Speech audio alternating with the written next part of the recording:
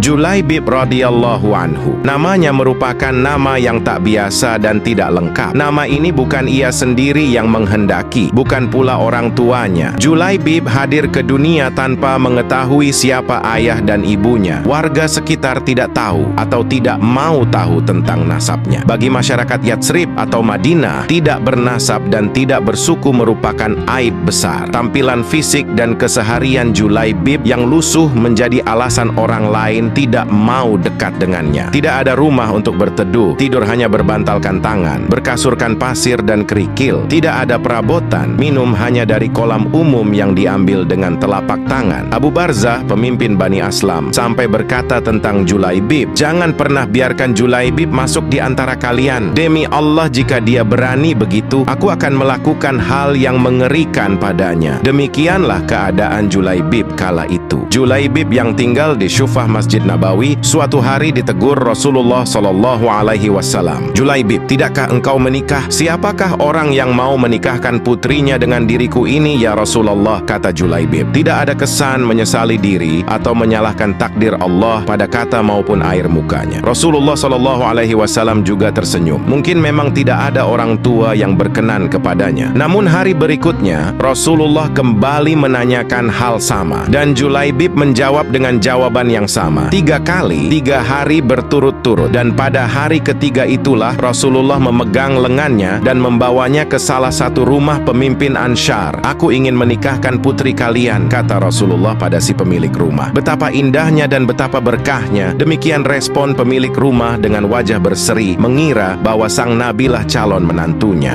Ya Rasulullah, ini sungguh akan menjadi cahaya yang menyingkirkan temaram di rumah kami." "Tetapi bukan untukku," kata Rasulullah. "Kupinang putri kalian untuk Julaibib," tegas Rasulullah. "Julaibib?" nyaris terpekik ayah sang gadis. "Ya, untuk Julaibib," kata Nabi. "Ya Rasulullah, saya harus meminta pertimbangan istri saya tentang hal ini," kata ayah sang gadis. Dengan Julaibib, istrinya menjawab, "Bagaimana bisa? Julaibib berwajah lusuh, tidak bernasab, tidak berkabilah, tidak berpangkat, dan tidak berharta. Demi Allah, tidak akan pernah putri kita menikah dengan Julaibib." Perdebatan itu tidak berlangsung lama. Dari balik tirai sang putri berujar, "Siapa yang meminta?" tanya sang anak. Sang ayah dan sang ibunya pun menjelaskan, "Apakah kalian hendak menolak permintaan Rasulullah? Demi Allah, kirim aku padanya. Dan demi Allah, karena Rasulullah yang meminta, maka tidak akan membawa kehancuran dan kerugian bagiku," kata sang gadis sembari membaca ayat surah Al-Ahzab. Dan Nabi dengan tertunduk berdoa untuk sang gadis salihah itu. "Ya Allah, limpahkanlah kebaikan atasnya dalam kelimpahan yang penuh berkah. Jangan kau jadikan hidupnya payah dan bermasalah." Demikian doa indah Rasulullah. Maka benarlah doa Rasulullah SAW. Tak lama kemudian Allah karuniakan jalan keluar baginya. Kebersamaan di dunia ternyata tidak ditakdirkan terlalu lama. Meski di dunia sang istri salihah dan bertakwa, tapi bidadari telah terlampau lama merindukannya di surga. Hingga suatu ketika Rasulullah begitu kehilangan. Pada akhir pertempuran, Rasulullah bertanya, "Apakah kalian kehilangan seseorang?" "Tidak ya Rasulullah," serempak sahabat menjawab. "Sepertinya Julaibib memang tidak berarti di kalangan mereka." Rasulullah menghela nafasnya. "Tetapi aku kehilangan Julaibib," kata beliau. Para sahabat tersadar dan segera mencari Julaibib. Maka Julaibib yang mulia pun ditemukan. Ia terbunuh dengan luka di sekujur tubuh dan wajahnya. Di sekitar jasadnya ada 7 jasad musuh telah dibunuh. Rasulullah dengan tangannya sendiri mengafani Julaibib. Beliau mensolatkan dan berdoa, "Ya Allah, dia adalah bagian dari diriku dan aku adalah bagian dari dirinya."